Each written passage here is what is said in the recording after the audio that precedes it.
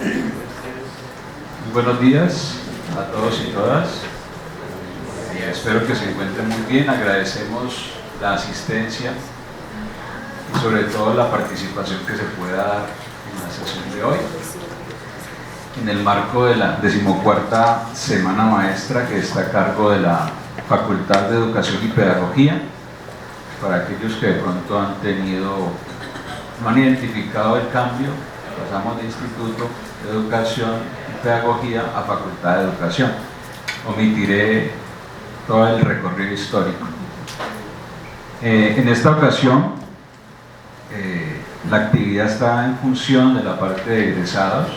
Esto es una actividad que converge o permite interactuar a dos instancias de la Facultad de Educación. Por un lado está Proyección Social, que está aquí el profesor Jorge Rojas, quien lidera el proceso, y por otro lado está la Vicedecanatura Académica de la Facultad, presido. Mi nombre es Henry Cabrera. Para aquellos que no me identifican o no me han visto en algunas ocasiones, o si me han visto pero no conocen mi nombre, nos acompañan el día de hoy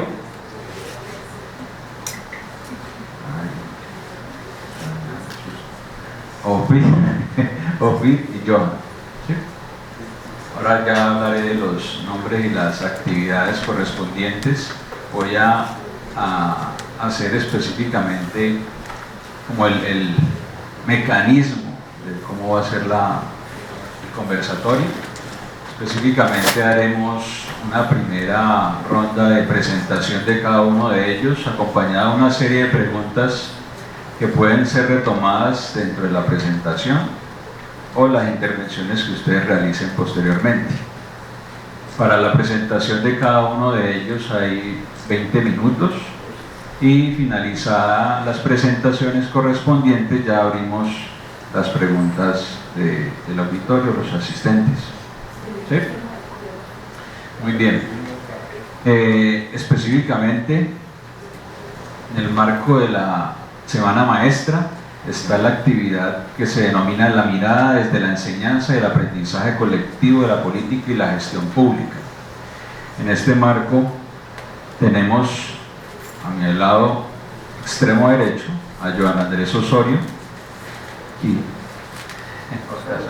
por casualidad, estudiante actualmente de 5º semestre del doctorado en Gobierno, Política Pública y Administración Pública de la Universidad del Valle, magíster en Gobierno y Política Pública de la Universidad del Cauca, especialista en Alta Dirección del Estado y de la Escuela Superior de Administración Pública y profesional en recreación de aquí de la facultad.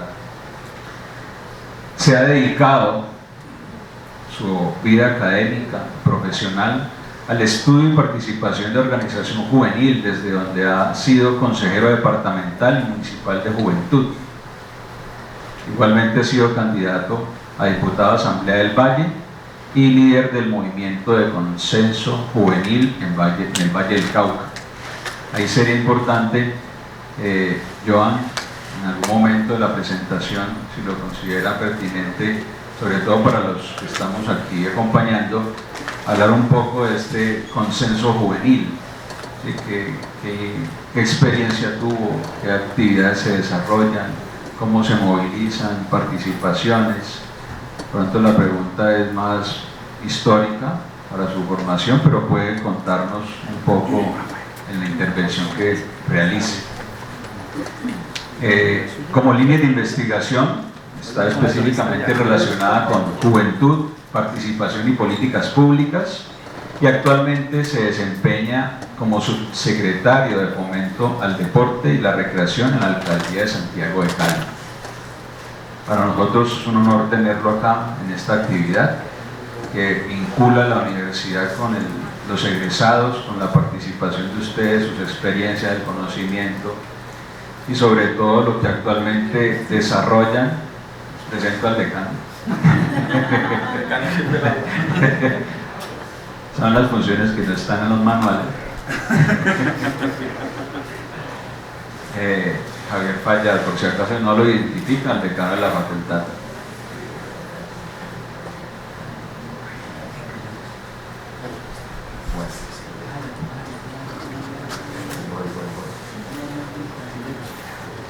Ahí voy. Listo. En el marco de la Secretaría del Deporte y la Recreación, cuya finalidad o una de las finalidades es fomentar el espíritu deportivo y recreativo mediante la oferta amplia de diversos programas en escenarios también diversos que posibilitan el desarrollo integral de los diferentes grupos poblacionales del distrito,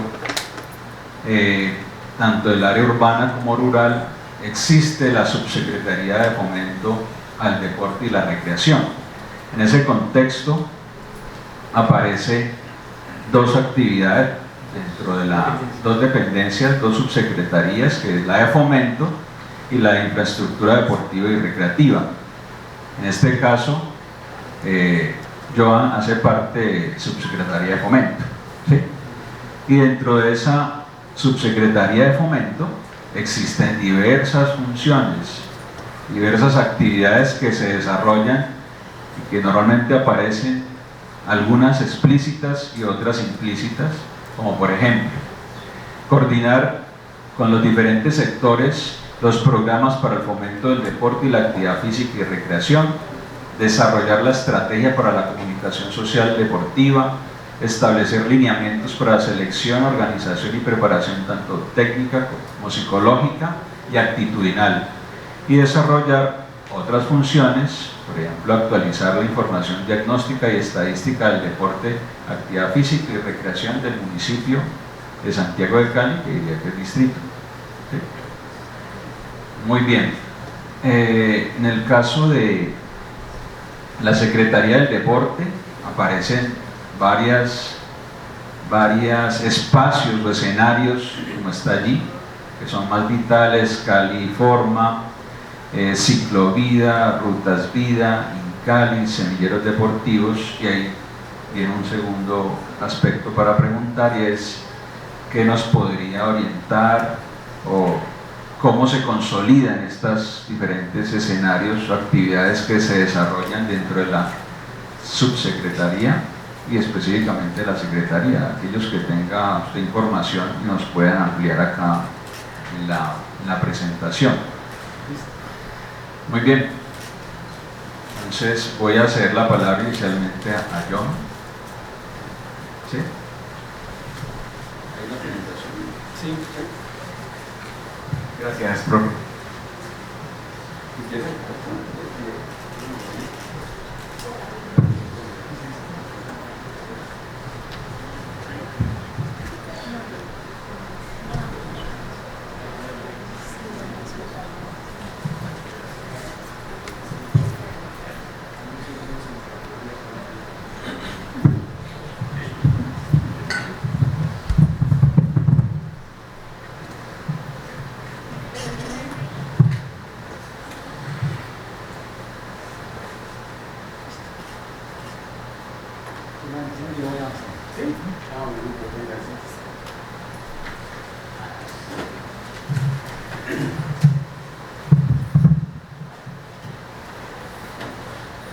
Bueno, buenos días para todos y para todas. Muchísimas gracias por la invitación, profes, a presentar el programa, a quienes nos acompañan hoy y sacaron una parte de su tiempo para escuchar estas reflexiones. Hemos preparado una diapositiva o una presentación. Voy a tratar de hacerlo despacio porque es bastante denso y requeriría más bien que ustedes me ayuden a pensar sobre lo que estamos conversando y reflexionando.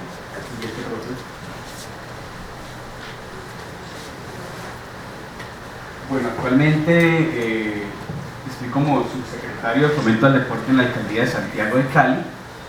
Yo le decía al profe Jorge, es que no me desligo de la universidad por la sencilla razón de que sigo estudiando en la universidad. Entonces, después de terminar algunos posgrados, pude lograr iniciar el estudio en el doctorado. Este semestre, justo, profe Jorge, iniciamos ya el proceso de sustentación, o sea que aspiramos a ser candidatos a doctores. La foto que ustedes ven allí es la foto con la cual yo me presento aquí y en todo lado cada vez que voy a hablar de mi proyecto de investigación doctoral, porque tiene todo que ver con lo que me gusta y con lo que nos pasó además. Es una foto del estallido social del año 2021, es una foto que tomó la BBC y tiene una imagen súper interesante. Un joven, una bandera de Cali ardiendo en llamas, producto de la movilización que tuvimos en el marco del estallido social, y después les cuento un poco por qué lo hago así. Siguiente, profe. Yo quisiera empezar haciendo unas preguntas motivadoras, muy sencillas, muy rápidas. Aquí hay colegas que ya conocen muy bien este tipo de presentación. Es muy rápido porque tengo, ¿cuánto? 20 minutos. Siguiente. Ok. Siguiente, profe. Yo quisiera preguntarles si sabemos la respuesta a estas preguntas, y es: ¿qué es el Estado? ¿Qué es el gobierno? ¿Qué son las instituciones? ¿Sí? Un poco, si conocemos o no, comprendemos cuáles son las ramas del poder público y cómo se relacionan después de la cagada del presidente. ¿Sí? Si la recreación es un derecho o no es un derecho, y cómo funciona el Sistema Nacional del Deporte, la Recreación y la Actividad Física de Colombia. ¿Sí? ¿Qué tanto conocemos de cada cosa? Por ejemplo, ¿cuáles son los elementos constitutivos o las características constitutivas del Estado? ¿Quién me podría decir? Vea, el Estado lo compone tal cosa. Cualquiera. Diana, Claudia, Lina, cualquiera. Blake, Viviana, Lorena. Poder legislativo, poder ejecutivo y poder judicial. Bueno, hacen parte del Estado. Las características y elementos esenciales del Estado para que exista es que tenga un territorio, una nación o una población, y un gobierno que se traduce en la organización o en la estructura misma del Estado. Es decir, nosotros empezamos a comprender las dinámicas del Estado del gobierno en la medida en que participamos de cada uno de estos elementos. Siguiente, profe. No me voy a detener en explicarles en qué consiste cada uno. Será tarea de cada uno de nosotros investigar, ¿sí?, en qué consiste cada tema. ¿Qué es la administración pública, por ejemplo? ¿Qué es la gestión pública? ¿Y qué es la política pública? ¿Sí? Algunos autores han venido, de hecho algunos no, muchísimos autores han venido desarrollando los conceptos, y la política pública entonces como un campo de conocimiento, como un campo que todavía no es ciencia dentro de la ciencia política, nos desarrolla una serie de elementos para entender la administración pública y para entender la gestión. La gestión, en la diferencia de la administración, tendría que orientarse o verse más un poco en función de los resultados, de los instrumentos, de los mecanismos que permiten gestionar precisamente los resultados que esperamos del gobierno, de la administración pública, de las instituciones. Siguiente, profe. ¿Qué entendemos por gobernabilidad, gobernanza, valor público y participación? Mauricio. Miren, parece fácil, pero entre más uno lee gobernanza, es más complejo entenderla. Aunque es bonito, entre más uno lee gobernabilidad, empieza a identificar por lo menos las diferencias entre uno y otro. Y yo podría resumirles que en términos de gobernabilidad obedece única y exclusivamente las acciones que los gobernantes o quien dirige el Estado orientan. Pero la gobernanza implica un proceso mucho más amplio de participación, y por eso menciono la participación, en donde ya no es solo el gobierno como único actor, sino que es uno de los tantos actores. Como por ejemplo, en un ejercicio de gobernanza, esta ciudad entró en caos con el estallido social, y poco o nada pudimos hacer como gobierno los primeros días, porque habían otros actores en la sociedad que ponen en jaque lo que nosotros entendemos como instituciones. Siguiente, profe. Allí podríamos plantear entonces un ejercicio interesante, y es comprender de dónde sale cada cosa que nosotros entendemos como norma o como política pública. A mí me gusta siempre aclarar el tema de la pirámide de Kelsen. Recientemente, ¿cuál fue el Día de la Madre? El domingo, ¿no? Sí, ahí algunos ponen algunos memes, y es que encima del bloque de constitucionalidad está la fundamentación de la mamá y la abuela. Es decir, el tema del bloque de constitucionalidad es importantísimo. La pirámide de Kelsen establece el orden en que las normas se desarrollan en el país, ¿sí? Donde hay una que es la mamá de todas las normas, que es, ¿cuál? La constitución política, y al mismo nivel está todos los desarrollos de tratados internacionales, como por ejemplo el derecho internacional humanitario, los demás tratados a los que Colombia se adscribe cada vez que participa de un encuentro internacional o con los juristas. Es decir, el Estado colombiano se orienta de esta manera, y a partir de allí empieza a desarrollar una serie de leyes, normas, decretos, ordenanzas, acuerdos. Por ejemplo, ¿quién hace los acuerdos? Les pregunto. ¿Quién? El consejo, los consejos municipales o distritales son los únicos que hacen los acuerdos. Entonces, ¿quién produce las ordenanzas? Las asambleas en el país son las únicas que producen ordenanzas. Las secretarías, en el caso nuestro, ¿qué producen? Resoluciones. ¿Sí? Todo lo que el secretario firma o lo que yo firmo, en su mayoría de veces son resoluciones. Hacen parte de este andamiaje jurídico y hacen parte de la primera escala. Cuando estudiamos entonces la administración pública vemos que hay una serie de elementos normativos que usted los puede ver porque son documentos que obedecen a la pirámide de Kelsen, pero hay algo que se omite y es que la palabra hablada por nosotros los funcionarios también hace parte de esa pirámide y por lo tanto también es de carácter normativo. Es decir, cuando un funcionario diga algo, créanme, independiente de que lo favorezca a usted o no, porque muchas cosas de las que decimos los funcionarios, a pesar de que no quedan escritas, hacen parte del elemento normativo, se entienden entonces como una resolución, en este caso oral. ¿Sí? Por ejemplo, cuando me decías ahora lo de las comunidades indígenas o afro, el hecho de que yo les diga no o sí, hace parte del ejercicio de la administración pública. Siguiente, profesor. Vamos entonces rápidamente a mirar qué es la política pública, que no lo vamos a desarrollar aquí en este auditorio, pero es un campo de conocimiento relativamente nuevo, ¿sí? Que hace parte de los grandes pensadores de la ciencia política, de Robert Dahl, de Wilson, de cada uno de los actores que nosotros podamos entender que ha leído o que ha escrito sobre administración y ciencia política. Podríamos decir, de acuerdo a estas definiciones, algunas de las más conocidas, ¿sí? Que es una acción del gobierno dirigida a solucionar una problemática, ¿sí? Diría el profesor Luis Fernando Aguilar Villanueva, del Colegio de Jalisco, es un conjunto de acciones intencionales y causales. Intencionales porque quien decide tiene una intención de qué hacer con esa política pública. Entonces, Lorena, es quien decide en la política pública indígena, que me decías ahora, por ejemplo, hay una carga intencional de quien decide hacer la política, ¿sí? Y de los actores que actúan en ella. Y causal en tanto busca solucionar o enfrentar algunas problemáticas de las comunidades, en este caso indígenas. Eso es lo que nos diría el profesor Luis Fernando Aguilar Villanueva. Siguiente, profe. La política pública en Colombia, por ejemplo, el profesor André Noé ha sido uno de los que más ha aportado en el campo de la ciencia política, de la política pública en Colombia, y el profesor Alejo Vargas también, nos plantean un escenario de entender la política pública como un proceso, como un ciclo, igual que Subirats en España. Es decir, la política pública se entiende como un proceso mediado, orientado por fases que buscan solucionar un problema determinado. Siguiente, estoy siendo bastante rápido. Y entonces uno en las fases empieza a entender que lo primero que hace parte fundamental de la política pública es la definición del problema, es entender cuál es el problema, es inscribir el problema en la agenda pública, ¿sí? Y cuando se inscribe el problema en la agenda pública es únicamente cuando la autoridad pública lo reconoce como problema. ¿Se acuerdan la vez que Santos dijo, tal paro no existe? Y después salió el paro y le volvió mierda al país. Es más o menos eso, los gobernantes pueden no entender cuál es el problema hasta que la comunidad o la sociedad sea capaz de hacer visible ese problema.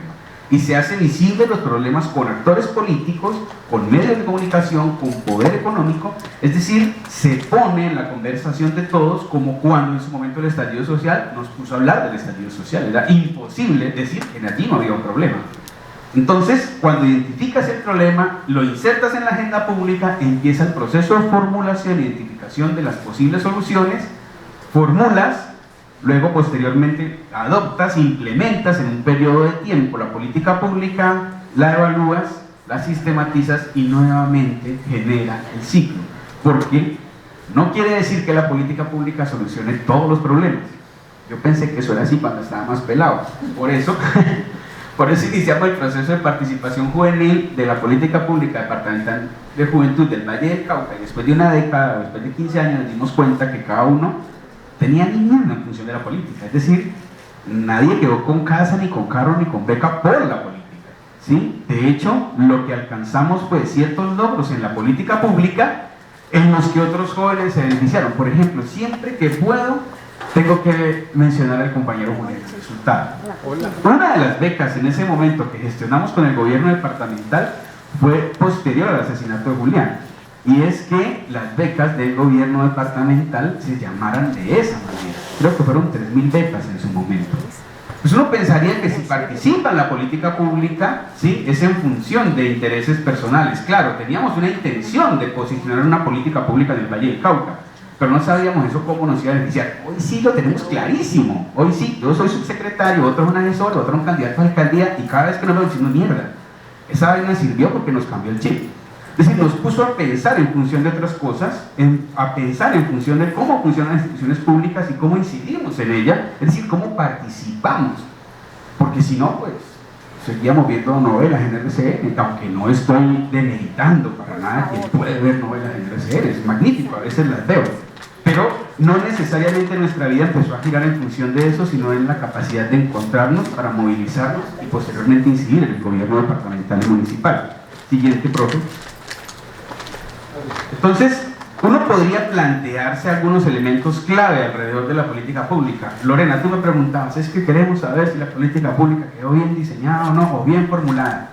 Mira, si hay elementos conceptuales, sustantivos y operativos alrededor del diseño mismo de la política, uno podría decir medianamente la política tiene futuro. Tiene futuro porque fue pensada y planeada antes de su construcción de tal manera que responda. Pero pues, vamos a dar cuenta que yo no soy funcionario, eso no pasa todas las veces, ¿sí?, con las políticas públicas.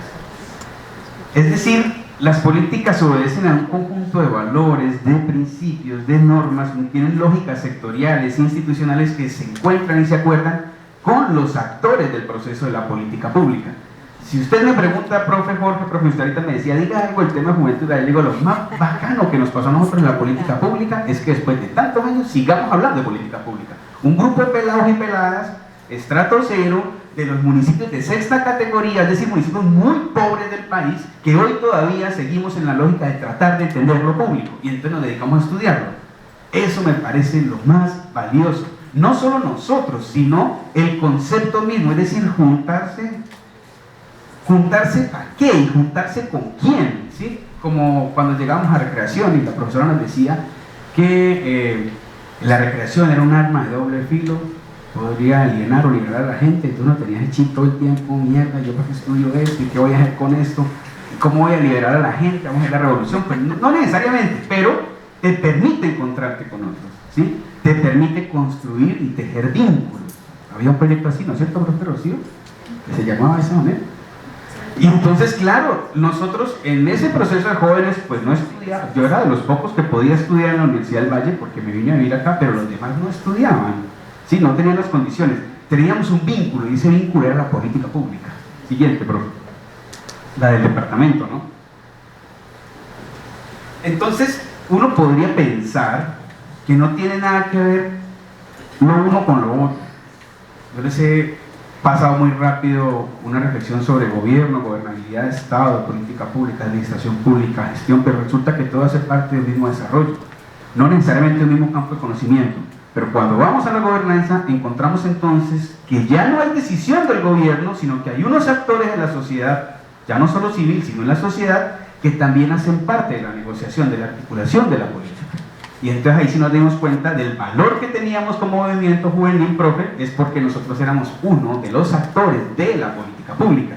En mi tesis de maestría yo recojo la experiencia con los muchachos y dijimos, nosotros somos cofinanciadores de la política pública hasta en un 26%, porque el pasaje de venir de Versalles hasta acá es costosísimo. Y de Palmira, y de Cartago, y venir y pagar la estadía, pues no la pagábamos, nos quedamos en las casas de los familiares. Pues eso hace parte de la cofinanciación de la política, y en términos de gobernanza, nosotros también le aportamos. Por eso llegó a ser considerada una de las 20 políticas públicas de juventud más importantes de Iberoamérica. La gobernanza nos plantea entonces precisamente esa capacidad directiva del gobierno, pero también de articularse con los actores sociales. Pero yendo un poco más allá, nos diría el profesor Aguilar, es también la capacidad que nosotros tenemos de entender por qué se toman esas decisiones. Es decir, ya no es solo la decisión que toma el subsecretario, sino por qué la toma y quién la audita. Es decir, quién vigila las decisiones que cada uno de nosotros como funcionarios tomamos. Siguiente, profe. Rápidamente, Bueno, estos dos elementos de gobernanza y participación los planteo hacer parte de mi investigación. Recuerden que al principio les dijimos que eran unos campos en los que trabajo. Los profesores en participación, bueno, el profesor Tobar, los profesores Velázquez y González de aquí en la universidad, nos plantean la participación a través de cierta tipología. Existen tipos, formas, modos, estrategias de participación. Es decir, la participación no es solo sentarse, alzar la mano, pedir la palabra y ya. No es solo hacer un derecho de petición o hacer una tutela y suficiente. No, la participación es un estilo de vida, ¿sí? La participación entonces involucra tu capacidad de ser, de comprender, de tener la lógica y de relacionarte con otros en función de un propósito que puede ser colectivo o puede ser individual. Pero al final lo que encontramos es diferentes formas o modelos de participación, y yo lo que quiero rescatar aquí son dos: la formal, institucional, y la informal. Siguiente, profe, que no deja de ser participación. Por lo tanto, lo que nosotros vimos en el estallido social no es vandalismo, no son bandidos, ¿sí? O sea, es un escenario de participación propio del desarrollo de las sociedades contemporáneas, incluso ni siquiera contemporáneas. Siempre han existido movilizaciones públicas, políticas, sociales y ciudadanas. Y lo que nosotros vimos, lo que pasa es que es la primera vez que nos tocó experimentarlo así en carne propia, igual que la pandemia, es un conjunto de ciudadanos que se indignan y se movilizan. Pero eso, dirían los profes, hace parte de la participación no institucionalizada. No es una participación que está arreglada, que está normada. ¡Ey! Todos los 1 de mayo tienen derecho a cerrar las calles y los 28 de abril vamos a hacer 35 barricadas en la ciudad. No, o sea, eso no hace parte de la norma, pero hace parte del entendimiento de la sociedad. Y la sociedad participa y se organiza de unas maneras que a veces no podemos comprender. Pero esa lógica no podemos exclusivamente reducirla a la violencia, porque es uno de los elementos, siguiente, profe, que tiene siempre el adultocentrismo y las instituciones de entender a los jóvenes asociados a la violencia, y eso es lo que no puede pasar. Nosotros entonces en Cali diseñamos un plan de desarrollo que le apostaba entonces a cuidar la vida. Recuerden que justo el diseño del plan de desarrollo se dio en el marco de la pandemia del COVID. Primera vez que pasamos por una pandemia y nosotros tuvimos que hacerlo de manera virtual. Yo nunca había diseñado un plan de desarrollo virtual. Eso siempre era hablando con la gente y toma y dame, pero todo esto no podíamos encontrarnos. Nosotros planteamos el desarrollo de este plan de desarrollo con 3 grandes dimensiones y 7 líneas estratégicas. Nosotros como subsecretaría apostamos a 2, incluso a 3 de las líneas. Siguiente, profe. Y yo paso muy rápido, es porque vamos ya a la secretaría. Entonces todo el entramado jurídico, normativo, resolutivo, al final de política pública, usted lo ve en la práctica en cada uno de nosotros. Por eso le he dicho a la mayoría de los compañeros de la Secretaría del Deporte, nosotros somos la cara de la política pública. Bueno, ustedes que están en territorio. Es decir, cuando la gente habla de política pública, deporte y recreación, entonces ves al monitor, al deportista, al entrenador, porque es con el que finalmente tiene contacto. Nosotros en la subsecretaría tenemos un equipo, ya el profe les presentó una estructura en la que el secretario que orienta la política tiene 3 subsecretarios que adelantamos ya el diseño institucional para operarlo en campo. Y en el caso de la subsecretaría contamos con programas orientados a cada uno de los ciclos poblacionales. Siguiente, profe. Esos ciclos, digamos que tienen su programa porque históricamente ha sido de esa manera. Ojo, recuerden, demanda ciudadana, participación. Pues hay un acuerdo distrital del Consejo de Santiago de Cali que te ordena cómo ejecutar los recursos. O sea, yo no me gasto la plata como a mí me da la gana. Cuando yo llego allá encuentro una serie de normas que me dicen: hey, pilas, asígnesele tal presupuesto a la ciclovía, tal presupuesto al adulto mayor, tal presupuesto a indígenas, tal presupuesto a afro. Es decir, uno tiene que por lo menos cumplir la norma. Entonces uno esperaría que cualquier funcionario que llegue por lo menos cumpla eso. Por lo tanto, si usted adelanta un proceso de participación social, asegúrese que quede dentro de un ejercicio normativo, no un decreto necesariamente, sino un acuerdo que le da mayor poder vincular. Esta es entonces la Subsecretaría de Fomento con sus elementos, siguiente, profe, programas, articulación institucional, y son los programas que llegan a territorio. Siguiente, profe. No me voy a detener en explicar cada uno de ellos. Recuerden, hacer parte de un ciclo poblacional que cada ciclo se ha venido ganando de manera histórica por sus justas luchas, por reconocimientos, pero yo cierro diciéndoles gracias y les diría, en términos de participación, para alterar o modificar la agenda pública no podríamos censurar X o Y forma de participar. Nosotros, desde la academia, Cierto que yo les dije. Voy a asistir a ese Sí, cursito Daría, para ver si aprendo. por estar bien vestido, está súper. Claro, en la natura. Claro que antes también.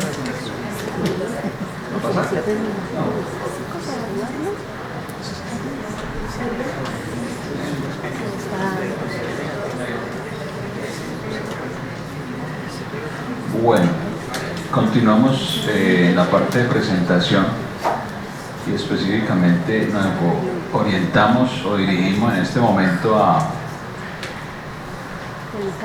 Ofir Muñoz Vázquez. ¿Sí? Club de fans, Ofir. Sí. No sé. Ofir.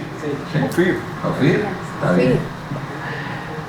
Magíster en Educación Popular. Me llamó la atención, dice beca colegiatura por rendimiento académico en tercero y cuarto semestre. Entonces ahí sería importante que nos pudiera hablar un poquito de esa beca, en qué consistió y qué posibilidades existen para aquellos que puedan participar. Licenciatura en Educación Popular y mejor graduanda de la promoción, trabajo de pregrado laureado y específicamente sobre construcción de ciudadanía de mujeres negras afrocolombianas en Cali. Reconocimiento a un buen desempeño académico en el proceso de formación como licenciada en Educación Popular y de acuerdo al perfil, a la información que existe, dice que es educadora popular con énfasis humanista, social y político, lideresa en la planeación y gestión de procesos directivos de organización, reflexión y acción desde enfoque diferencial e interseccional, orientadora pedagógica estratégica en procesos de transformación social y cultural, experiencia en contextos institucionales y comunitarios para atención de la vulnerabilidad desde un enfoque pedagógico en educación popular y actualmente hace parte de la subsecretaría, ¿sí?, de Equidad y Género, donde desarrolla pues el proceso de liderazgo de dicha subsecretaría. Muy bien. Como producción académica se destaca De la esclavitud a la servidumbre, mujeres negras, denominación patriarcal y empleo doméstico en Cali. Y por el otro lado tenemos genealogías críticas de la colonialidad. De igual manera ha participado en temáticas como feminismos, otros y educación popular, que ha sido presentada en la primera Escuela Nacional de Posgrado.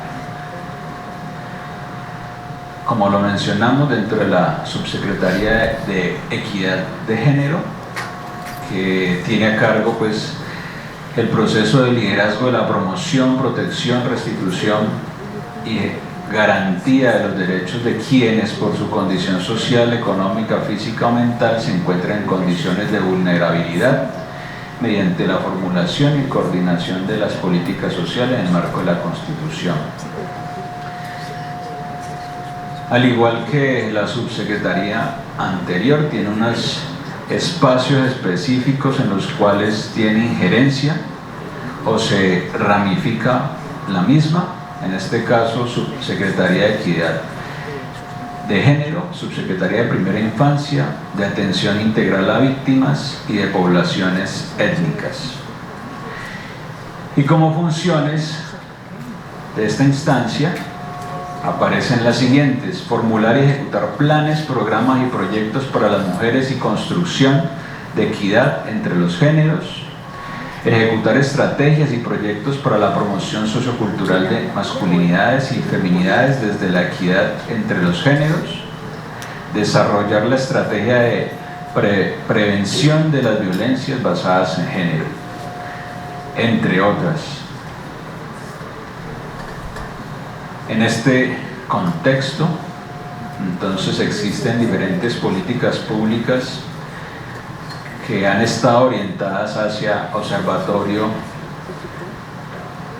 de la política ancestral, políticas sociales, políticas afro, de primera infancia, de jóvenes, discapacidad, vejez.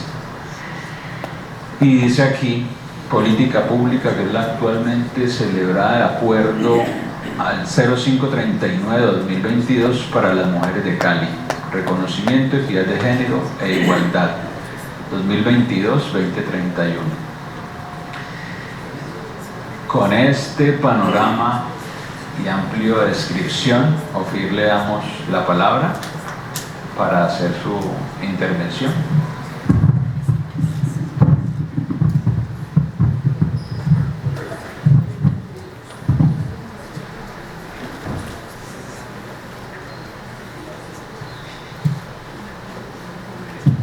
Buen día para todas, para todos, para todos. Muchas gracias por la invitación a esta Semana Maestra. Es realmente emocional para mí estar aquí. Ver a las profesoras, los profesores.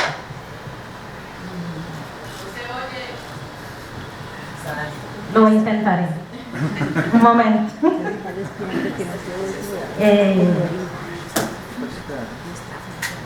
Ver acá algunas compañeras, compañeros de la carrera que hoy trabajan conmigo, pero estamos en el contexto de la universidad y se reviven memorias, ¿cierto? Estar acá compartiendo también con otras docentes de otras seguramente licenciaturas de lo que antes era instituto y hoy me doy cuenta que es facultad, y con las compañeras, compañeros de esa área de educación, desarrollo y comunidad, que no sé si se conserva así todavía, el grupo de educación popular. Sí. Muy emocional porque yo vengo a contarles mi experiencia para entender un poco qué hace un educador popular en lo público o una educadora popular en lo público. Y es que yo en el 95 tuve mi primera hija, tenía 18 años, iba a cumplir 19 y había salido del colegio con muchas ilusiones. En el colegio saqué el tercer puntaje de ICFES, pero jamás me inscribí a un lugar, porque eso era para gente muy inteligente. Su texto no era para mí. Eso era lo que yo pensaba en ese momento. Y no hubo en ese tiempo alguien que me estimulara o impulsara, que me trajera a conocer Univalle, como hoy en día he tenido la oportunidad de hacer con algunos jóvenes, porque yo pasé por ahí. Y tuve a mi primera hija, 2 años luego me casé, 3 años después tuve mi segunda hija y empecé a ver frustrados todos los sueños que yo tenía. Como yo estudié en un colegio comercial, bachiller técnico, yo era auxiliar contable, ¿cierto? En esa formación técnica yo quería ser contadora pública. Y ese sueño se diluía porque trabajaba en supermercados y almacenes de calzado. Algunos educadores populares que estudiaban aquí, que eran código 05, que estudiaban con mi hermana, cuando salían de clase pasaban a Unicentro y me veían a mí allí trabajando en el almacén de calzado. Y en 2008 el papá de mis hijas me dijo que se iba para España y yo me llené de miedo. Tal vez en ese momento no entendía, pero sí me llené de miedo. Luego la licenciatura me enseñó por qué yo tenía miedo. Y como tenía mucho miedo y yo no quería dañar los planes que tenía para mis hijas, con el papá de mis hijas, entonces llegamos a acuerdos, él se fue para España, yo me quedé aquí, por todo. Y lo que hice fue empezar a estudiar con los cuadernos de mi hija mayor, que estaba en bachillerato, y me puse a repetir el ICFES 15 años después de haber salido del colegio, y me empecé a inscribir en contabilidad en 2008 y no quedé.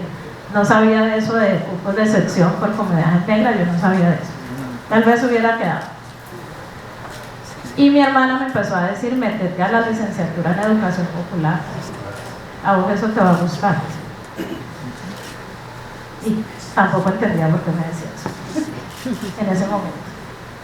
Y bueno, me inscribí en la licenciatura, entré en la lista de segunda y empecé una carrera y el papá de mis hijas desde España me decía, ¿qué haces ahí? Te vas a volver revolucionaria. Tenía razón. Acertó. Y bueno, entré a la licenciatura en educación popular y el segundo día de clase, el primer día es como de inducción, el segundo día de clase me tocó clase con Javier Fallar. Introducción a las ciencias sociales. Y en esa clase yo empecé a hacer una lista, después de 15 años de haber salido del bachillerato, una lista de todas las palabras que él nombró, que yo no sabía qué significaba.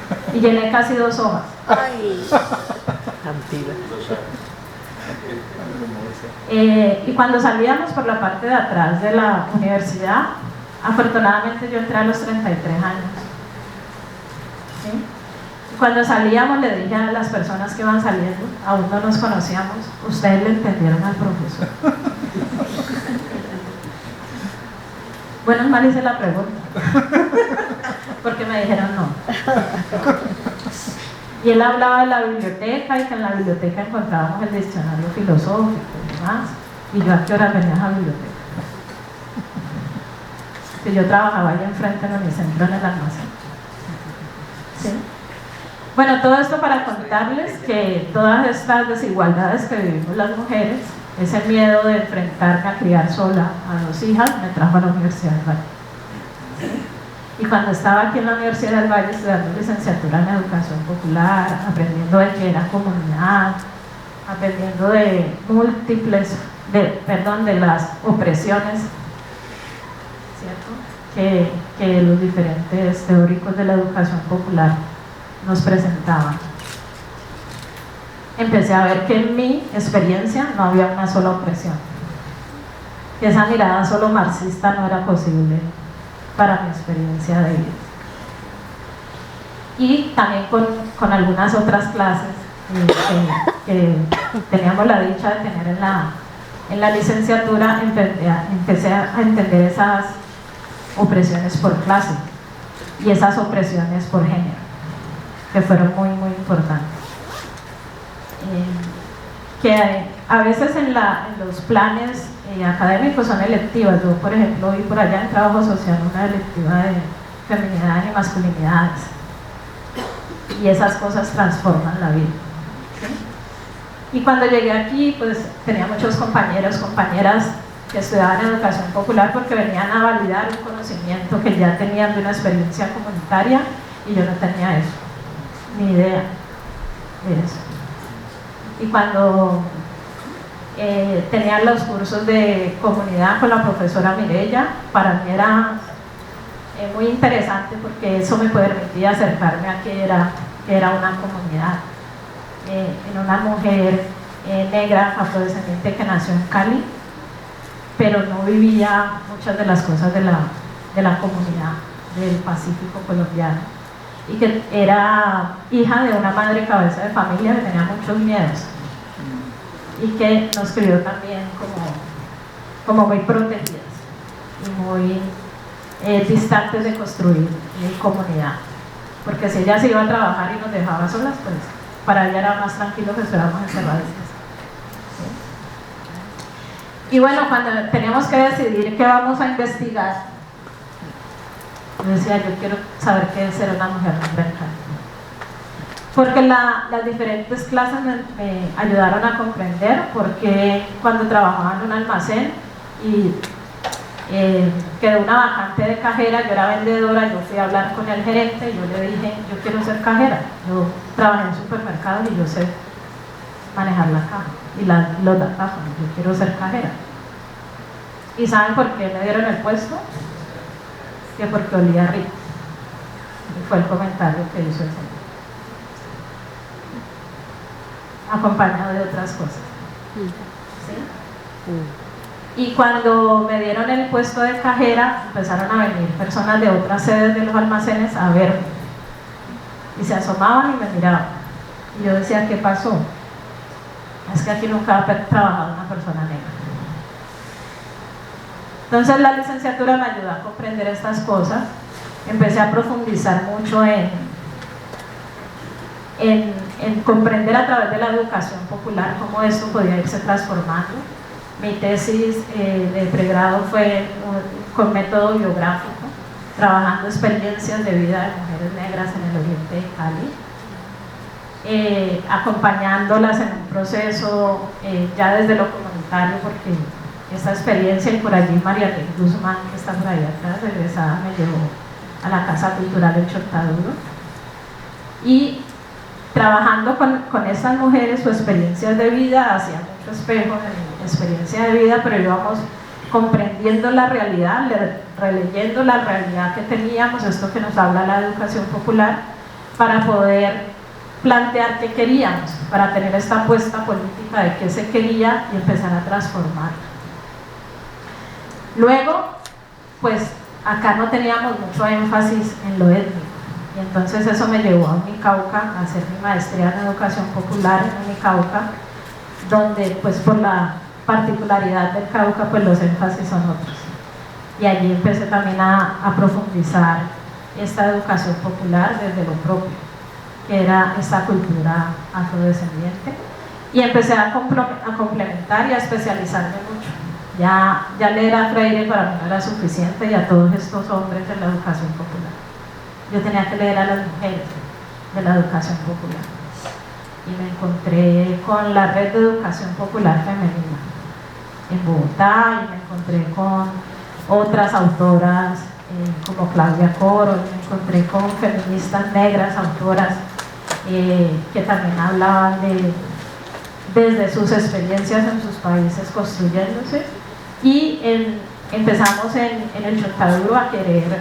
El Chontaduro es el proceso comunitario al que llegué, Casa Cultural El Chontaduro, que en ese tiempo pues no era tan conocido como hoy día lo es, y empezamos a buscar estrategias, porque claro, ya habíamos hecho mucho proceso en el grupo de mujeres, con la autobiografía y demás, y como lo veíamos tan potente para nuestras vidas, queríamos hacerlo con otras. Cómo presentamos proyectos, ahí conseguimos financiación para un proyecto que se llama Escuela Sociopolítica entre Mujeres, que aún existe, y en ese tiempo tuve la oportunidad de coordinar esa escuela, y en esa experiencia y cuando allá en el centro comercial me dijeron o estudia o trabaja, y yo me salí de trabajar y me vine a trabajar aquí a la universidad en las monitorías. Recuerdo que ganaba como la tercera parte de lo que ganaba allá, pero la apuesta era graduarse, porque había que mejorar las condiciones de vida, ¿sí? Y no me podía demorar 8 años, eso tenía que ser rápido. Entonces empecé a trabajar también en proyectos aquí en la universidad, y había un proyecto que se llamó de no violencia hacia la mujer, que formaba funcionarias y funcionarios de la administración en Cali. En ese proyecto conocí a Caterina Eslava Rivera,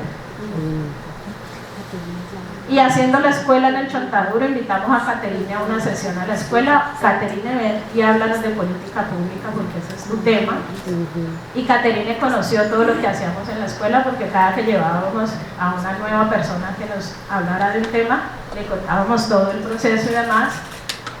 Cerca de 6 meses después, Caterina me llama y me dice: necesitamos una pedagoga en el equipo de prevención de violencias. O sea, eso que haces allá en lo comunitario, ven y lo haces acá en la alcaldía para las mujeres en toda la ciudad. Y me fui a trabajar a la alcaldía de Cali en el año 2017. En el año 2016 crearon la Subsecretaría de Equidad de Género con la reforma administrativa. Empezó a operar la subsecretaría en 2017. Hice parte del equipo que planteó las metodologías con que trabajábamos, con que hacíamos todo: prevención de violencia, empoderamiento económico para las mujeres, empoderamiento político, y esas metodologías tienen un enfoque pedagógico de educación popular. Están publicadas en las redes de alcaldía, y se empieza a tener allí una visibilidad, pero una aplicabilidad dentro de lo posible en lo público de la educación popular. Y luego, en el año 2020, cambio de administración, y ese trabajo que venía desarrollando como pedagoga, que mi trabajo era territorial y para mí irme al oriente de Cali pues era muy fácil. Allá donde otros profesionales no querían ir, yo iba, ¿sí?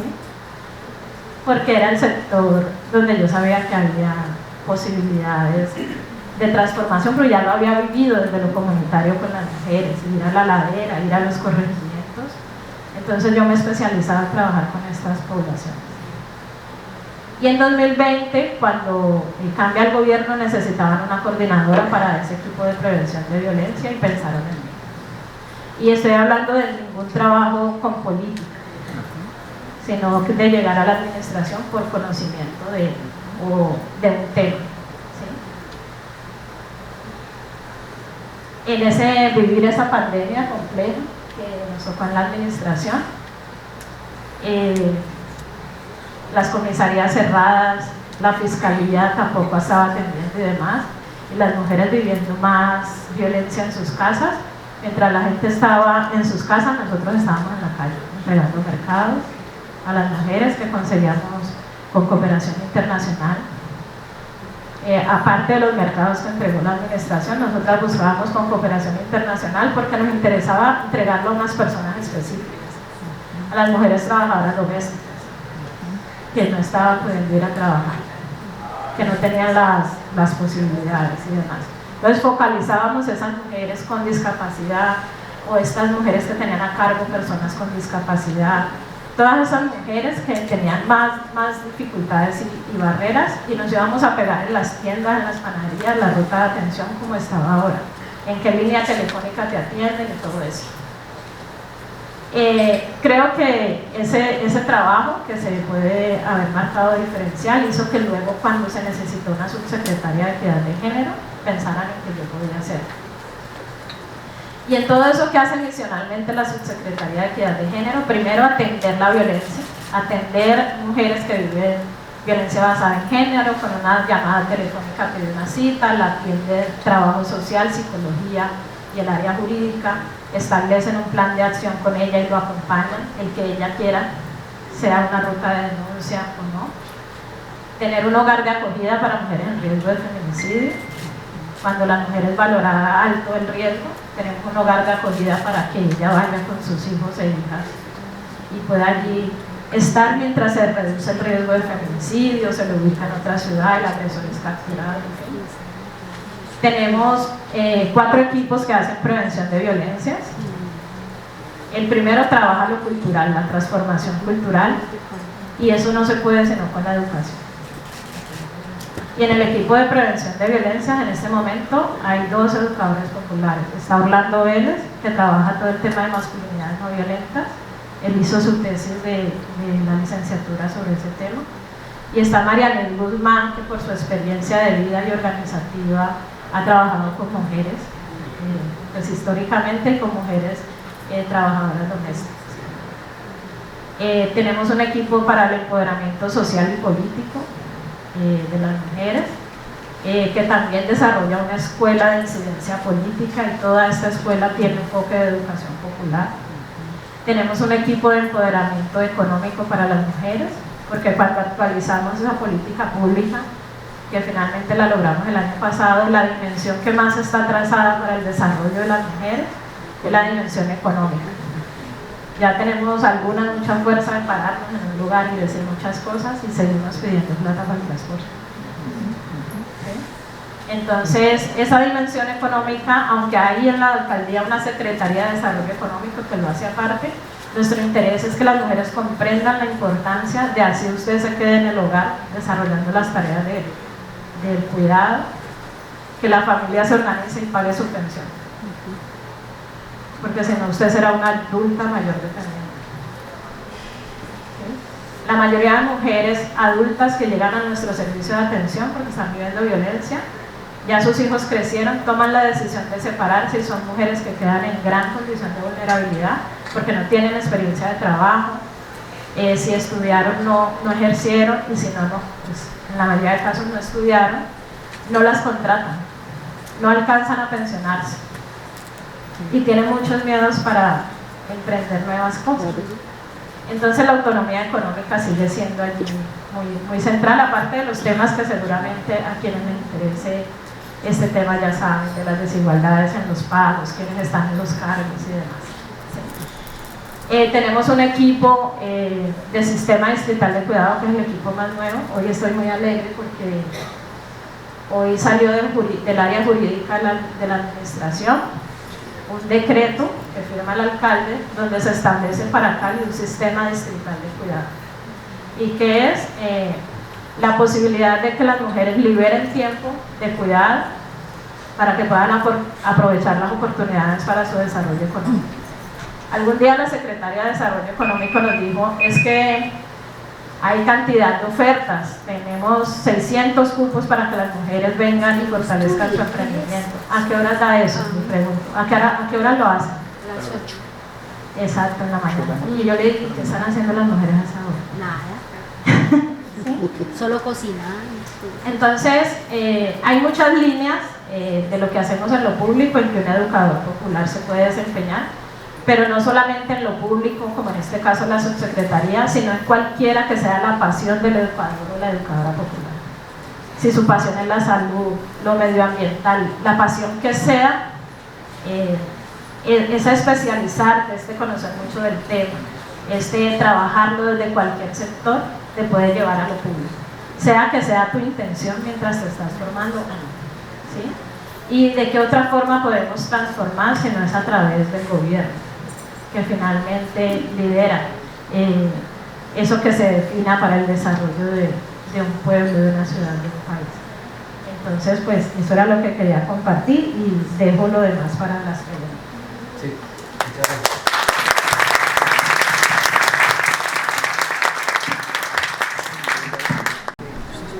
Muy bien, muchas gracias por las intervenciones. Específicamente por cada uno de los aportes que desde su experiencia y conocimiento han logrado alcanzar durante estos años. Visualizo con asombro, la incorporación de cada una de las actividades que han desarrollado y además se nota o identifico que les apasiona lo que están haciendo. Yo digo que eso es un aspecto fundamental dentro de lo que uno desarrolla como profesional. Es decir, si existe una actividad la cual no es de mi agrado, pues uno se va a sentir ahí como oprimido, autooprimido, ¿sí? No habría el externo y lo internamente. Pero en el caso de ustedes los veo que les gusta, les apasiona y eso los moviliza a diferentes actividades que han logrado construir. El tema en ambos casos lo voy a ubicar en la palabra política. Ha sido, es, creo que será un tema fundamental dentro de los procesos de construcción de todos los ámbitos. Y de todos los ámbitos, en este caso me voy a focalizar la educación, porque parece ser que la educación solamente estuviese en un proceso de enseñanza-aprendizaje y evaluación y para de contar. Pero resulta que la educación debe trascender estos aspectos. Y una forma de trascender es hacer parte de la política.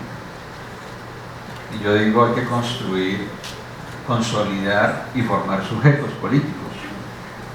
Y la educación debe ser un insumo para ello, o debe ser uno de los diferentes aspectos que deben estar aportando en este camino del sujeto político. Ahora bien, si ya nos ubicamos en los campos de cada uno de ustedes,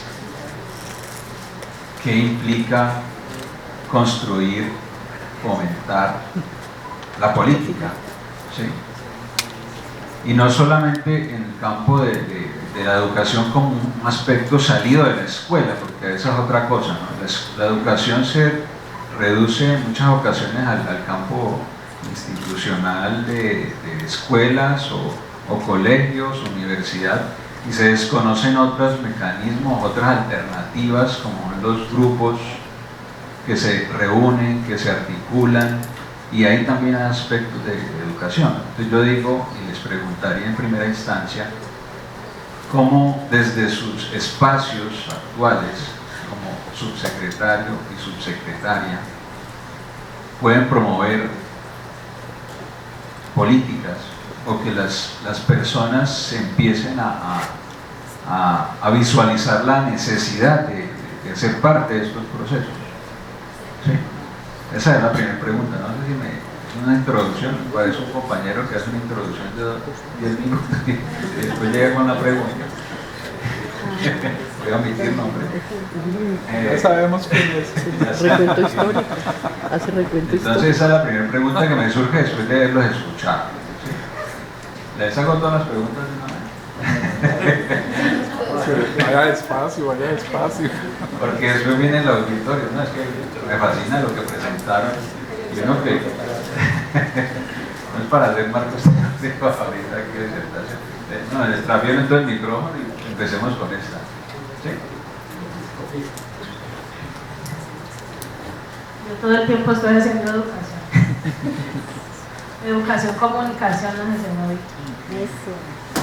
¿Sí? Y sobre todo en un tema como es el género, en espacios donde no es muy conocido, no se comprende, tenemos muchos imaginarios sobre el género, todo el tiempo toca estar en ser educadora, ¿sí? De que se comprenda a qué nos referimos con eso, qué buscamos con eso, cómo hacer esa lectura diferencial de esa realidad y por qué esa estrategia o esa acción que estás haciendo para implementar la política pública pueda ser efectiva o no cuando nos relacionamos con otros organismos, con nuestros mismos equipos, ¿sí?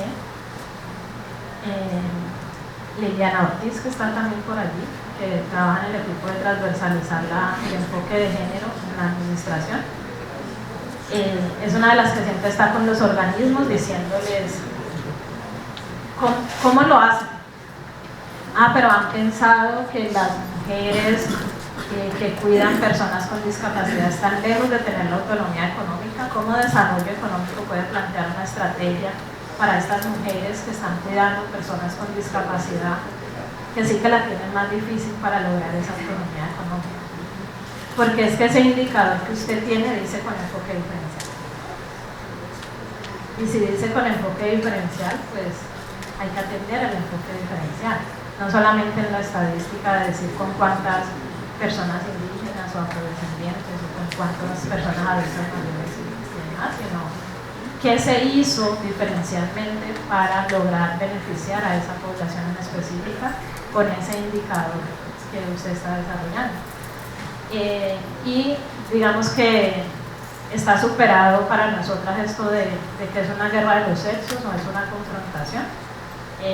Porque tenemos que ser más estratégicas y no es personal.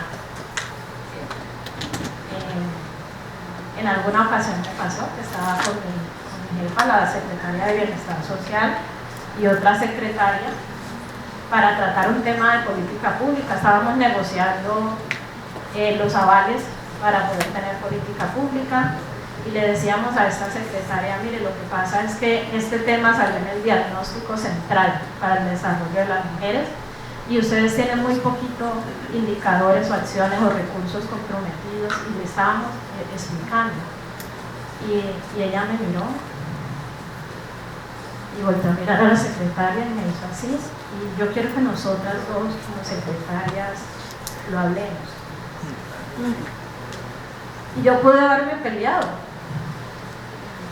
pero ahí toca trabajar el ego y yo las dejé que conversaran, y luego en algún momento la secretaria me devuelve la palabra porque pues no manejamos todos los temas, todos tenemos equipos de trabajo, ¿cierto? Y en ese tema la especialista Y entonces empecé a darle argumentos, ¿cierto?, de una manera muy tranquila y demás, y ella bajó la posición y pudimos negociar. ¿Sí? Y eso hace la educación. Buscar la oportunidad de poner al otro en situación de comprender, de entender para que actúe. Y todo el tiempo estamos formando el enfoque de género a todos lados.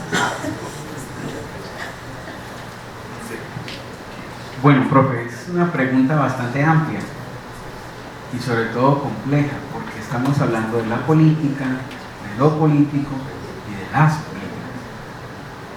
Entonces yo empezaría, profe, por responderles a ustedes en los auditorio. Política hacemos todos, ¿sí? Y eso sí que hago yo desde que estaba peladito.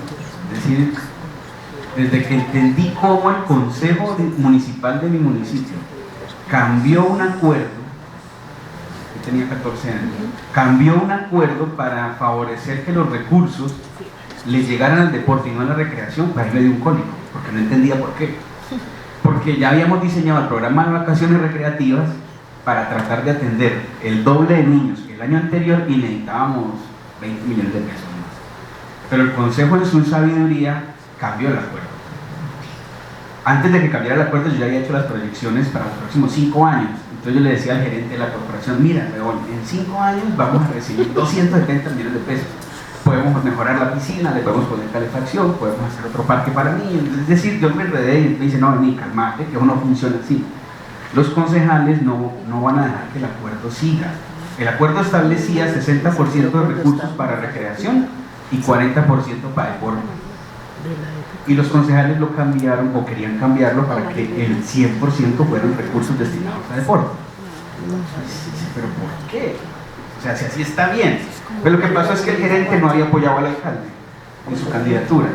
Entonces el alcalde en su coalición de gobierno le dijo a los concejales, no le vamos a dar plata a este man, la plata la va a manejar el secretario de deporte, que ese es de mi cuerda política. Entonces cuando yo voy a hacer una discusión, que tenía 14 años, no entendía nada de recreación, ahí fue que empecé a entender que la universidad tenía una carrera de recreación, que la recreación se podía estudiar.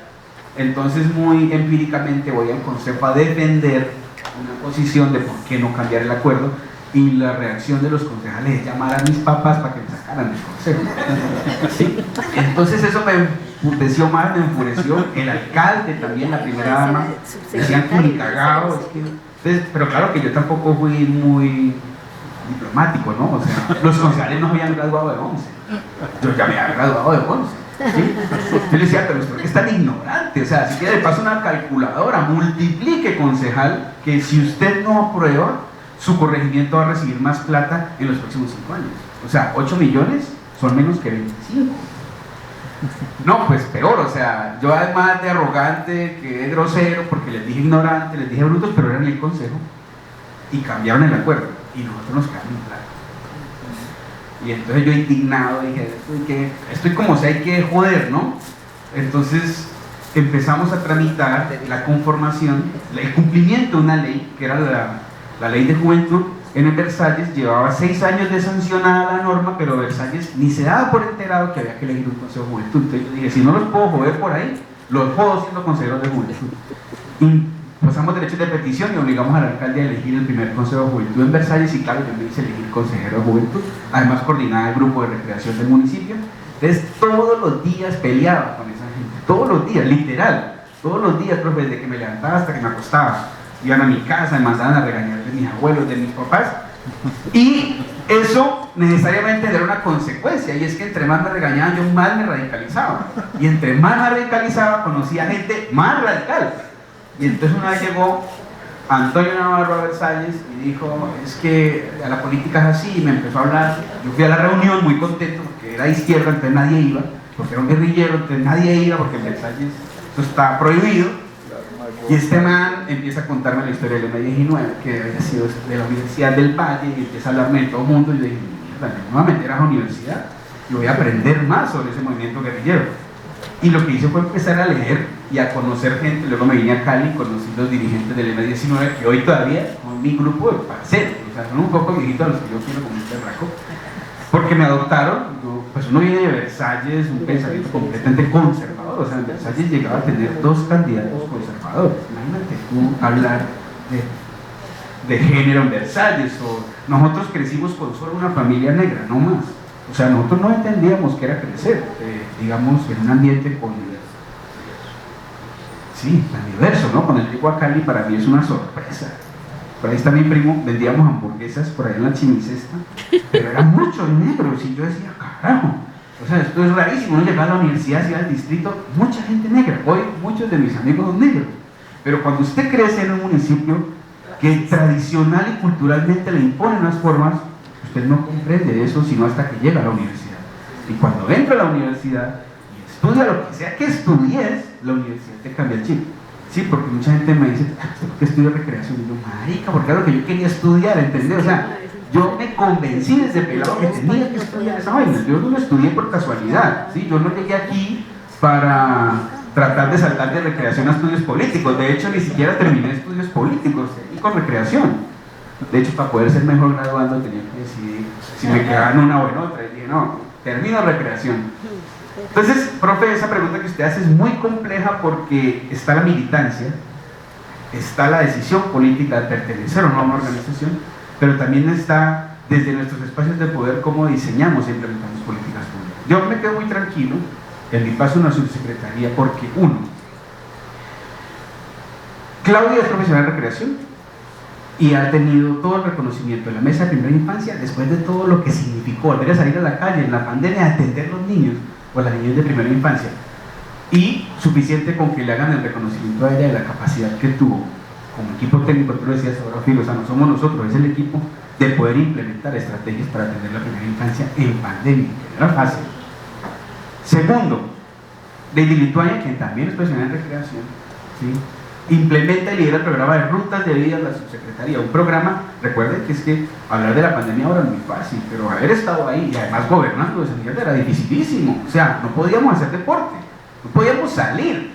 Yo le decía a las muchachas, esto es lo más hijo de madre que le puede pasar a uno. O sea, estudiar recreación, llegar a uno de los cargos más importantes de la ciudad para fomentar el deporte y tenía que ir a reprimir a la gente para que no hiciera deporte. O sea, me tocaba salir a desfomentar el deporte. Entonces, en esa lógica, cada logro del equipo de trabajo yo lo siento como propio en la subsecretaría, ¿sí? Lorena, quien también es profesional de recreación y lidera hoy el programa con las poblaciones, digamos, diversas de Santiago de Cali, o étnicas, en cada una hay un aprendizaje, ¿sí?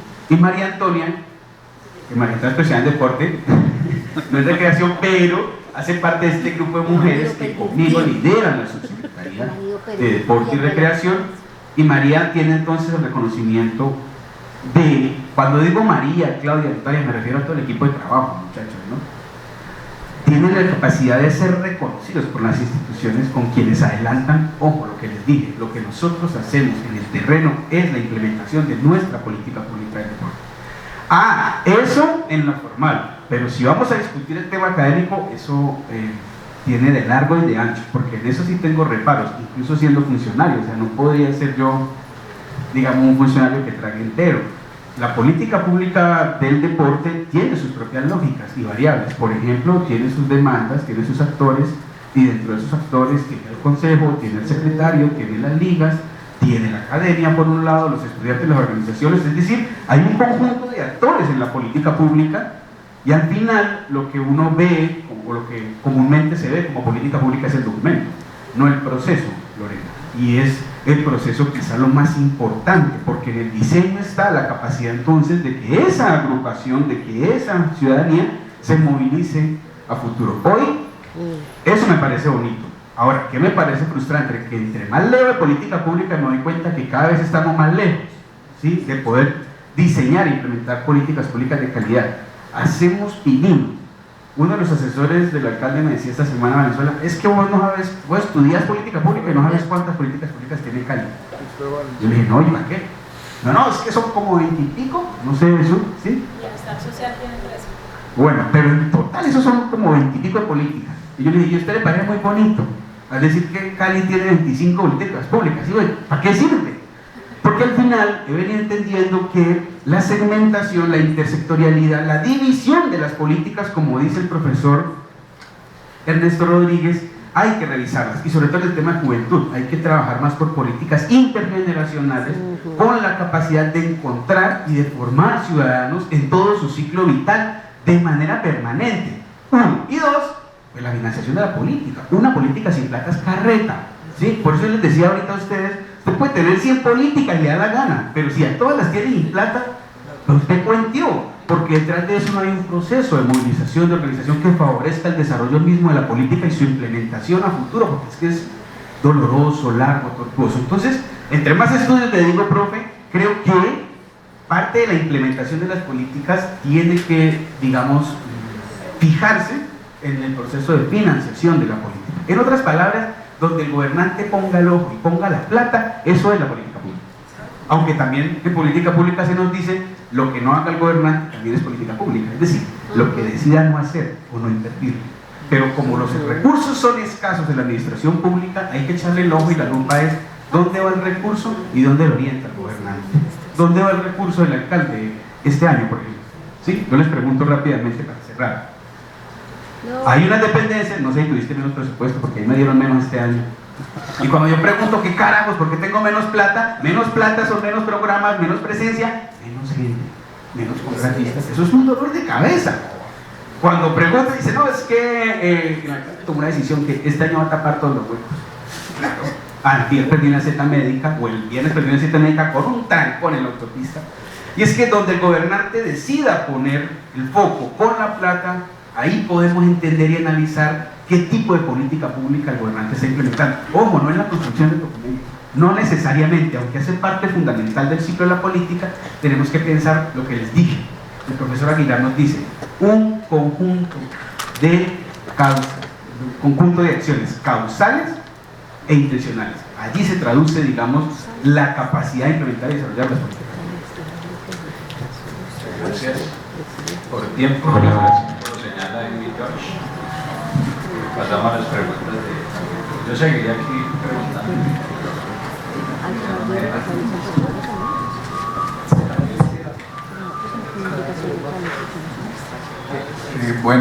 Muchas gracias, agradecerle a Ofir y a Joan.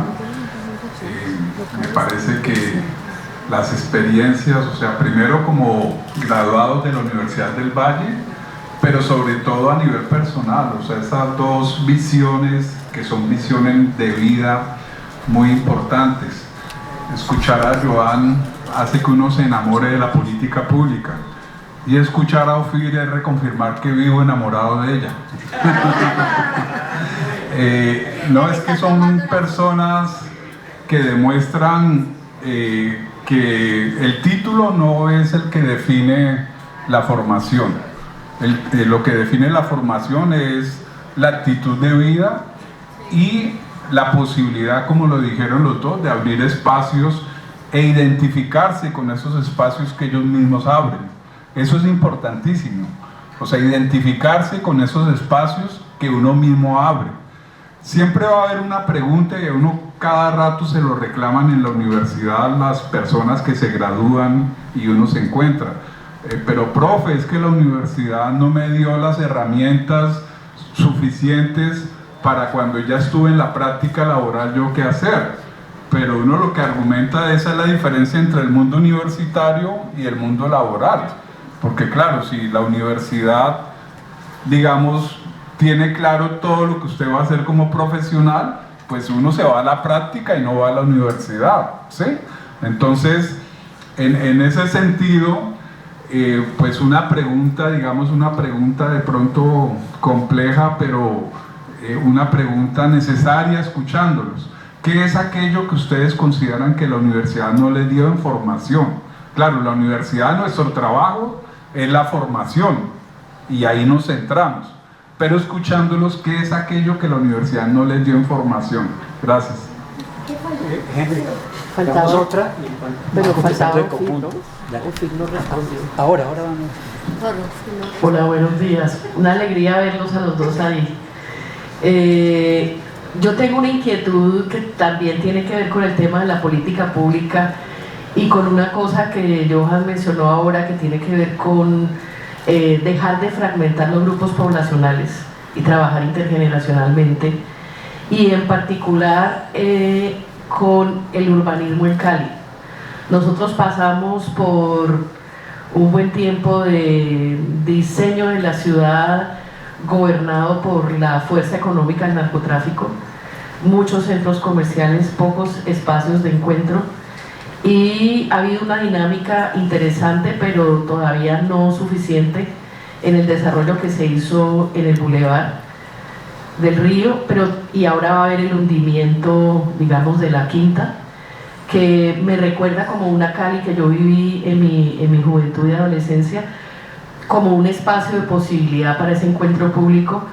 Sin embargo, no veo cómo esos espacios integran el sentir de la ciudad para las mujeres y para las infancias, para, digamos, como esos espacios, bueno, y también para la gente con discapacidades y los adultos mayores, ¿no? O sea, como espacios de verdadero encuentro, integración, reconocimiento, de formación para vivir juntos en la ciudad.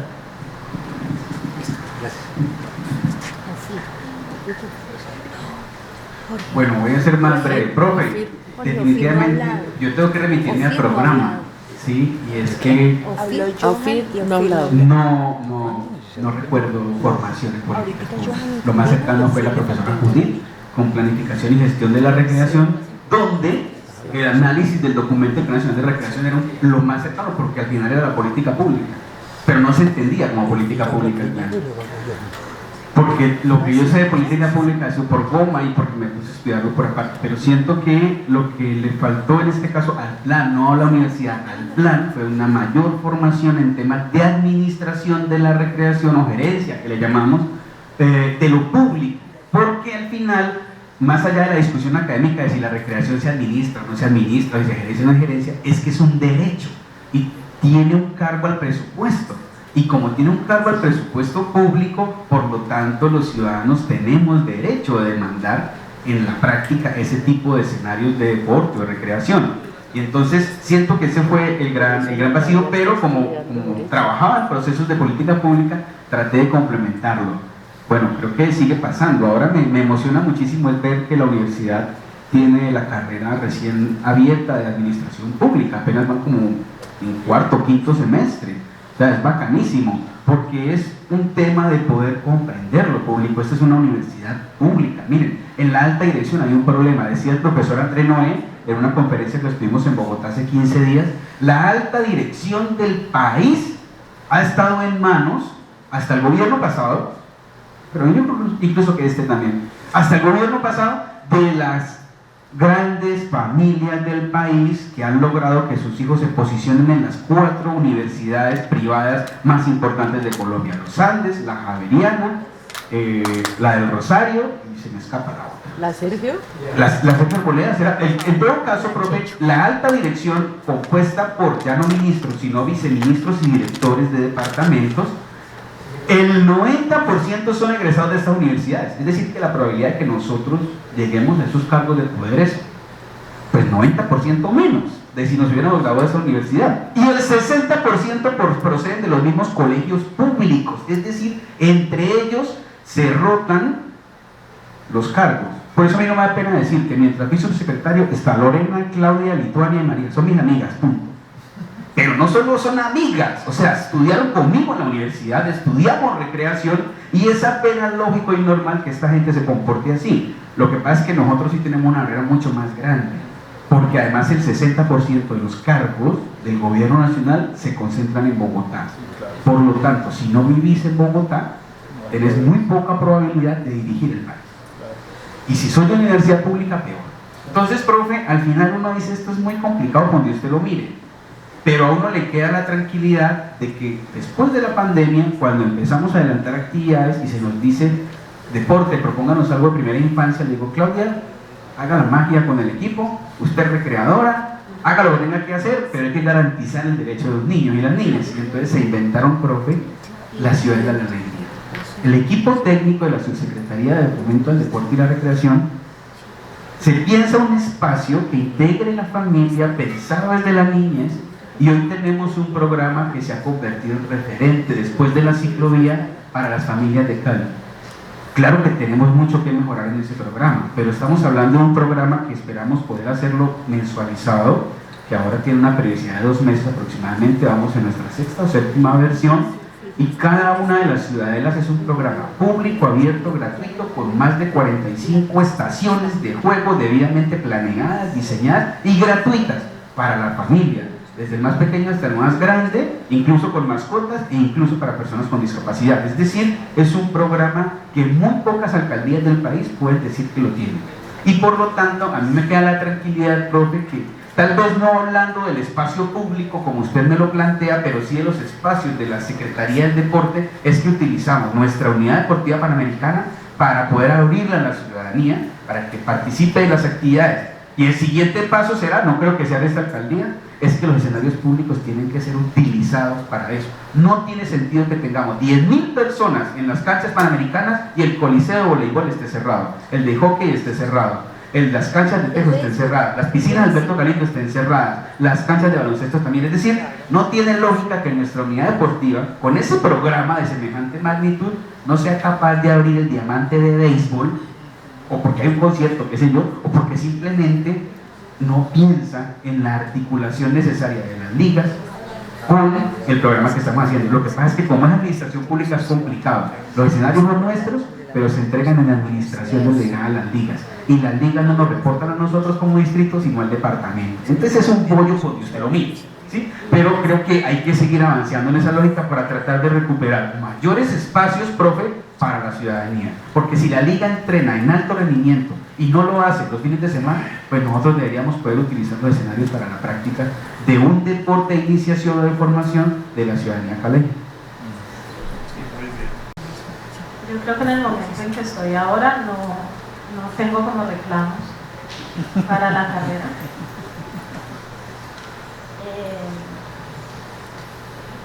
Porque allí es donde he sentido que hay un vacío, he buscado, ¿sí? Entonces yo sentía que me faltaba de lo étnico y yo busqué de lo étnico. Me faltaban las autoras de la educación popular y yo busqué. Pero también será esa necesidad. ¿Sí?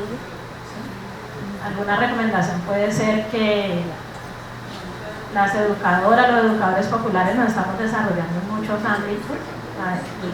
Tal vez esa lectura a partir de las tesis de grado, de los proyectos de grado que nos hizo hacer alguna vez el profe Daniel, nos permitió ver eso. Están por ahí en agricultura, en salud, o sea, están en muchas cosas, y tal vez eso pueda dar pistas para electivas, para énfasis, ¿sí? Hacia dónde se están moviendo los intereses de la educación popular y hacia dónde se están ubicando. Por ejemplo, si me preguntara a mí ahorita me interesa estudiar prospectiva. Inglés, pero prospectiva. ¿Sí?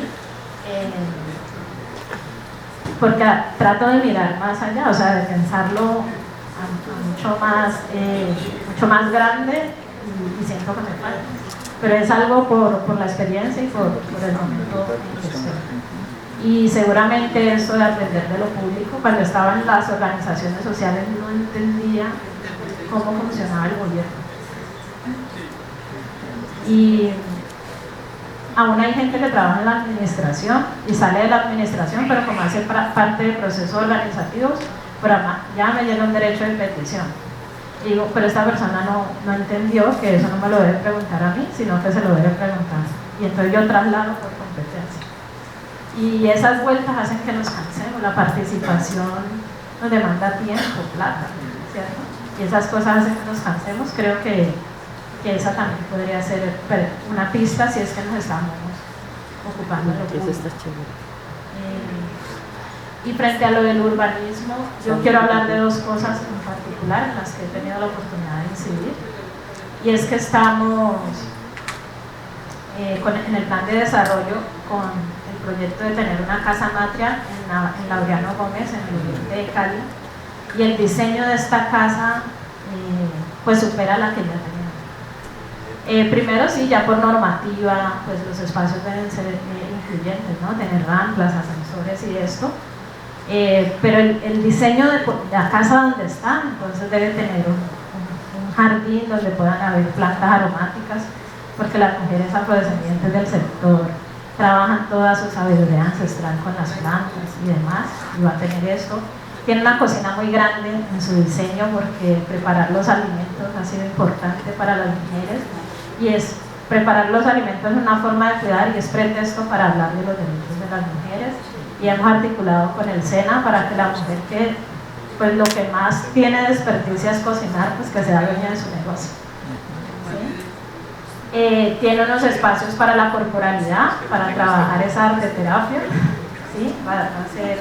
Tiene un salón de los sentidos, un salón de los espejos, tiene una sala de sistemas pensada solo para las mujeres, porque enseguida en la biblioteca Rigoberta Menchú hay un punto vive digital, pero a las mujeres les da pena ir allí a decir que no tienen correo, que no saben cómo. ¿Sí? Entonces ellas van a tener una sala donde ellas pueden ver cómo buscan empleo, ver cómo pongo la denuncia en la fiscalía, cómo le hago seguimiento a tal proceso. ¿Sí? Van a tener espacios pensados diferencialmente para las mujeres con discapacidad, para las mujeres migrantes y afrodescendientes que son mayoritarias en el sector. Y otro proyecto que me parece importante, porque por la apertura de la subsecretaria que lo tiene a cargo en Cultura hemos podido participar, es del Parque Pacífico. Parque Pacífico va a estar como en este sector de la segunda. ¿Sí? Y bueno, pensábamos Parque Pacífico, primero pues sí, es un reconocimiento, homenaje a la cultura del Pacífico, va a tener una zona de comida, y tuvimos la oportunidad de decirle, ¿y quién va a ser el dueño de eso? No, tienen que haber mujeres negras. Esos negocios que estén ahí no es de otra persona y que cocina una mujer negra. Denle la oportunidad a esas mujeres negras que han cocinado toda la vida de que sean dueñas. Y las luces, ese va a ser un parque oscuro, como siempre. Tienen que tener luminarias bajas para que no tenga zonas inseguras, porque las luminarias altas, cuando crecen los árboles, las tapan y se vuelven zonas inseguras para las mujeres. ¿Sí? Van a tener espacios para que las mujeres puedan lactar. Van a tener bebederos de agua, que eso ya casi no hay en muchos espacios públicos. Van a tener zonas de estas cosas que son diferenciales, que les gustan hacer a las mujeres. Ya no más como hacen en los proyectos de las comunas, que todo el tiempo invierten en la cancha de fútbol. Sí, debe tener columpios, pista para patinaje, debe tener otras cosas, no solo en la cancha de fútbol, ¿sí? Sino que debe reconocerse la diversidad de quienes puedan apropiar el espacio, y particularmente en ese parque hemos podido participar con la Mesa Municipal de Mujeres y con el equipo de la subsecretaría en ponerle allí enfoque de género. Y creo que lo que se viene de tendencia es que ya vienen a visitarnos de otras ciudades de cooperación internacional, buscando que hay aquí de urbanismo con enfoque de género. Y entonces ya se dan cuenta que no lo tienen. ¿Sí? Y esta experiencia, que es chiquita, del Parque Pacífico, empieza a mostrarse, y seguramente irán ordenando que en otras lo vayan a tener. Muchas gracias. Nuevamente de la Facultad de Educación de la Universidad del Valle, pues agradecemos el proceso, la participación, no nos vaya, que seguir teniendo estos vínculos con ustedes es fundamental, por toda la siempre con la experiencia que se tiene y las posibilidades para los estudiantes que existen, los programas que se tienen en la facultad, desde el pregrado hasta el posgrado, para ver que no se limitan solamente a una proyección, sino que tienen diversas posibilidades, que a veces dicen, si soy licenciado solamente puedo ir a dar clase, y uno lo que debería decir es, no, usted tiene la posibilidad de transformar los diferentes ámbitos donde se ubican o se van a desempeñar, como usted lo dijo, perdón que la apunté, y que eso es que hay que buscar la forma de persuadir y de decir, tenemos la posibilidad de participar en diferentes escenarios de donde estemos ubicados. Me queda una pregunta allí, pero la hablaremos ahorita. Agradecemos a todos y todas y todes por la asistencia, por la participación. Un aplauso para los